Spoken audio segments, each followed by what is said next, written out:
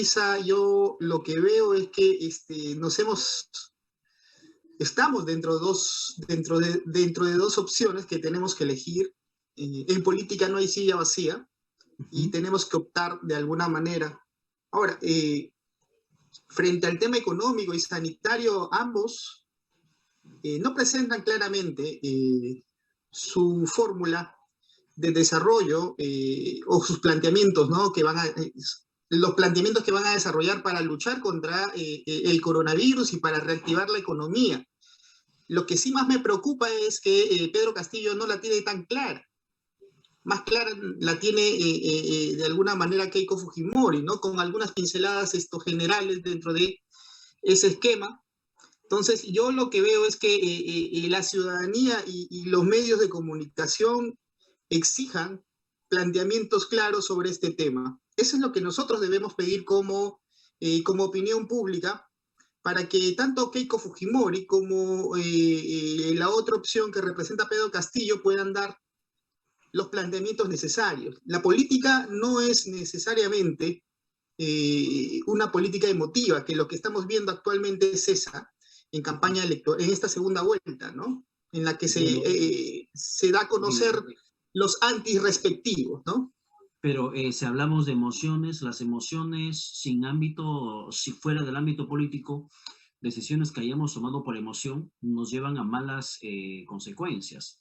Si, por Así es. ejemplo, un ejemplo clarito y rapidito, si yo necesito plata y viene un banco y me ofrece un préstamo de 50,000 soles, pero hermano, no trabajo un mes, solamente estoy en el sistema financiero, me bajaron el sueldo, yo por la emoción me endeudo, en realidad puede ser pan para hoy y hambre para mañana, crisis para mañana. Eso es una decisión emotiva, no analizo lo que podría suceder.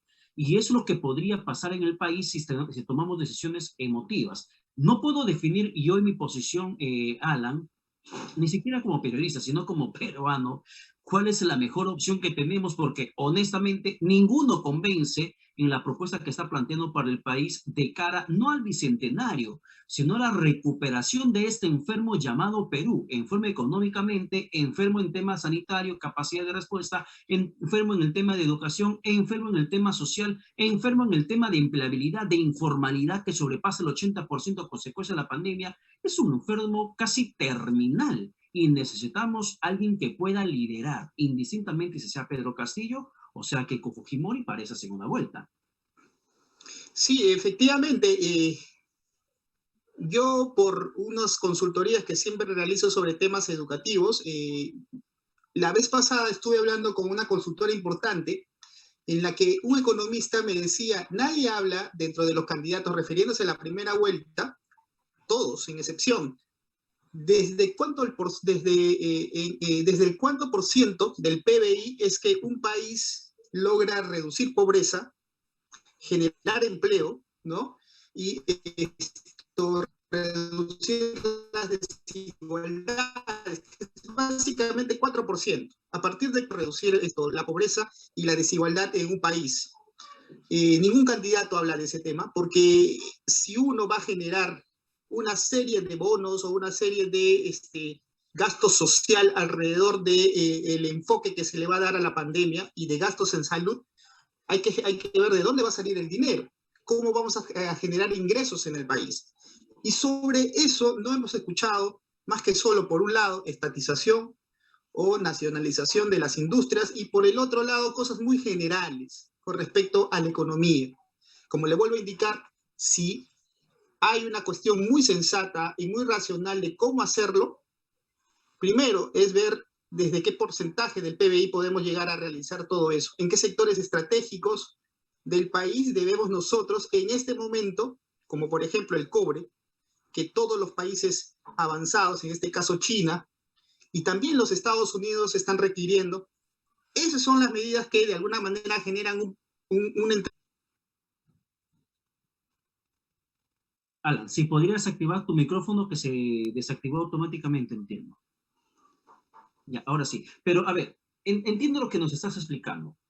Pero más allá del análisis macroeconómico, social, de lo que significa una buena decisión y el impacto que podría generar según cómo manejen las arcas públicas quienes nos gobiernen, ¿cuál es la explicación?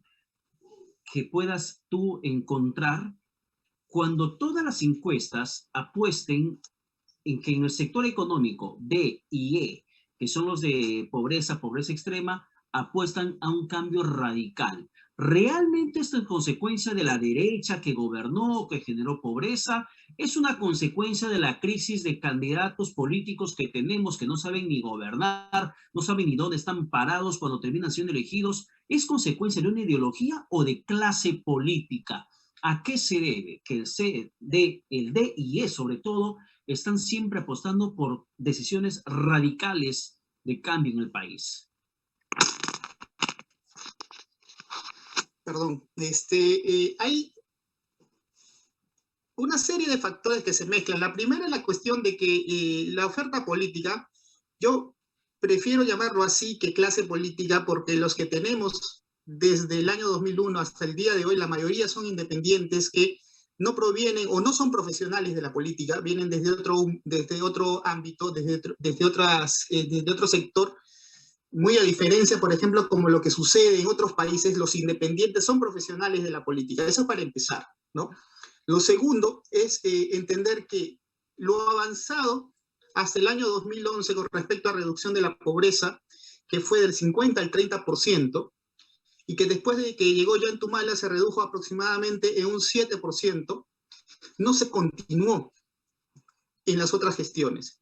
Y obviamente el porcentaje que queda todavía de personas que están en el ámbito de la pobreza extrema y pobreza van a tener que realizar los reclamos respectivos, ¿no? Porque no solamente implica, por un lado, que los que han reducido pobreza ya no tengan la capacidad de acceso, porque la tienen, lo que quieren es calidad. Y por el otro lado, la gente que no tiene acceso todavía necesitan de acceso. Entonces, la combinación de ambas era necesaria y no se llegó a dar producto de una serie de cosas que comenzamos a ver. Primero, desde que entró Keiko Fujimori y realizó esta obstrucción desde el Congreso, no generando o generando lo que se llama la judicialización de la política. Luego, cuando vacan a PPK y entra Martín Vizcarra, Vizcarra continúa con esta judicialización, haciendo que la política realmente se vuelva una política populista y no una política sensata que implique continuación de políticas públicas. ¿Y por qué lo digo esto? Porque justamente hace unos 2 años, durante el gobierno de Vizcarra, por ejemplo, el proyecto que se tenía con China del tren bioceánico, que era un proyecto que iba a servir dentro de una ruta general o, claro, extensa que tiene China, que es la nueva ruta de la seda, el One Belt, One Road, fue básicamente disuelte ese proyecto que se tenía con el Perú, y eso pasó a Chile. Entonces, lo que yo trato de explicar es que esta situación que nosotros vivimos, una situación todavía de irresponsabilidad de parte de nuestra oferta política, debe ser cambiada y debe ser analizada y debe ser tomada en cuenta rumbo al bicentenario de la patria, ¿no? Ya, pero si hablamos de la clase D y E, la población de pobreza, pobreza extrema, ¿crees tú que por más apoyo mayoritario que le puedan dar a Pedro Castillo, porque termina para ellos encarnando el sentimiento popular, el del rechazo del status quo que tantas veces les ha mantenido sometidos a la falta de empleo, falta de oportunidades, falta de acceso a agua potable, que son elementos mínimos para vivir con dignidad? No tienen ni agua, no tienen ni luz. Llega un candidato que les ofrece ello y menciona que la derecha, el capitalismo, terminó generando las condiciones de pobreza en las que se encuentran. ¿Crees tú que por más que puedan simpatizar con esa propuesta, le van a dar la chance suficiente de 1 año, que se tome 2 años, que se tome 5 años para que resuelva su problema? ¿O es que es un respaldo frágil y próximo a quebrarse si no lo resuelve inmediatamente? Es un respaldo frágil el que va a tener el que entra, ¿no? El que entra, Recordemos, no necesariamente Castillo. exacto, el que entra, porque entendamos, y eso lo he venido escribiendo ya desde hace mucho, tenemos un elector posmoderno en el Perú. Es un elector volátil, es un elector que no tiene consistencia en la identidad política. Y como no tiene consistencia en la identidad política, no está socializado dentro del mundo político. Entonces puede variar en cualquier momento. Es voluble, es extremadamente, eso es uno de los electorados más volubles que tenemos de América Latina, según los estudios que yo he realizado, ¿no? Esta situación, como te vuelvo a indicar esto, Pedro, va acompañado también de una insatisfacción, como te lo he dicho hace rato, ¿no? Producto de que no se ha logrado cometer o realizar las políticas públicas necesarias para reducir no solamente la pobreza en el Perú, sino también la desigualdad social.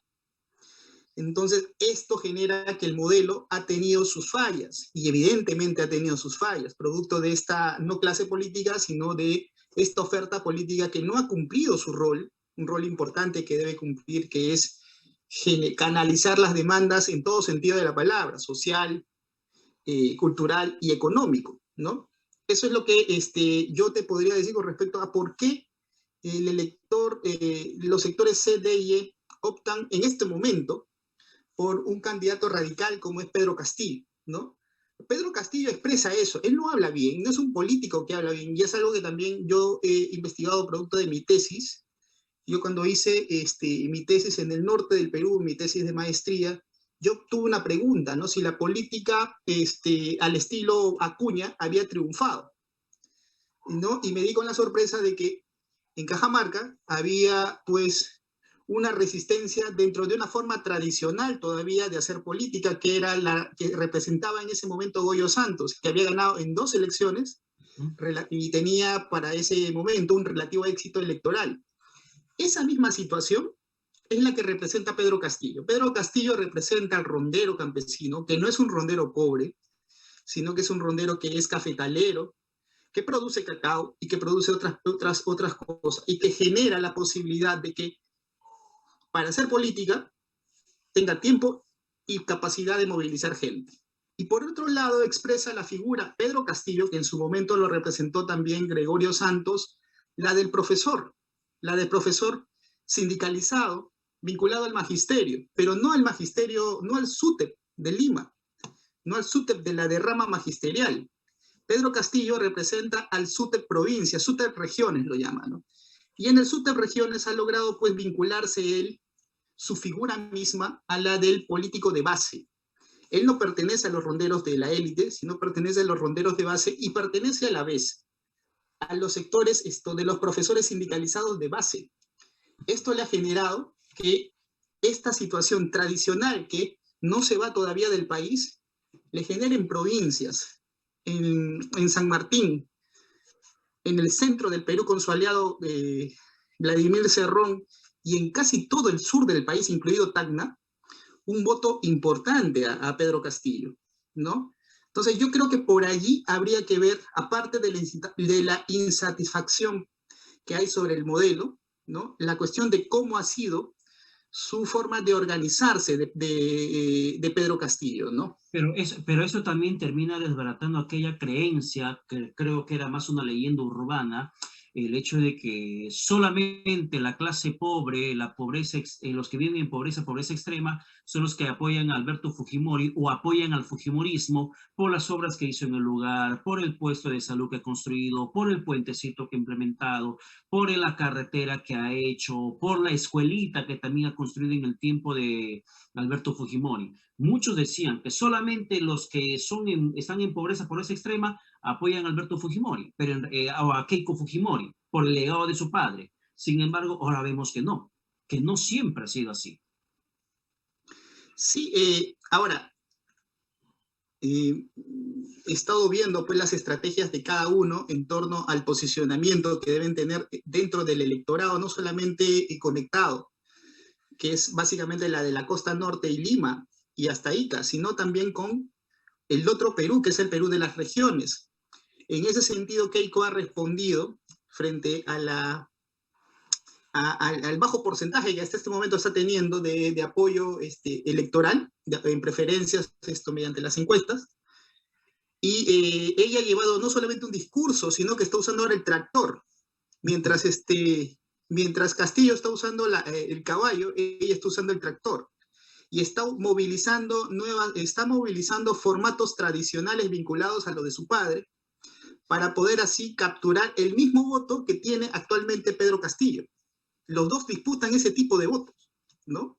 Y eso es lo que está haciendo en estos momentos Keiko Fujimori. Vamos a ver si le va a rendir eso, porque adicionalmente Pedro Castillo también está utilizando el típico divisionismo populista que es de los de arriba y los de abajo, ¿no? Ha sacado, por ejemplo, dos spots, Los Nadies, que es un verso es un poema de Galeano, y por otro lado Cholo Soy, ¿no? Que es de Abanto Morales y que representa, si uno lo ve bien en términos políticos, es muy fuerte lo que representan esos dos spots frente a lo que está haciendo actualmente Keiko Fujimori, que es utilizar el término anticomunista o el sentido común anticomunista, ¿no?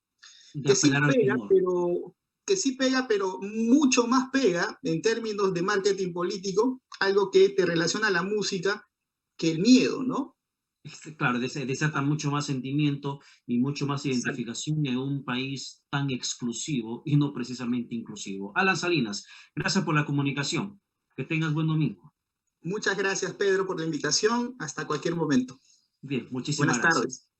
Buenas tardes. Vamos.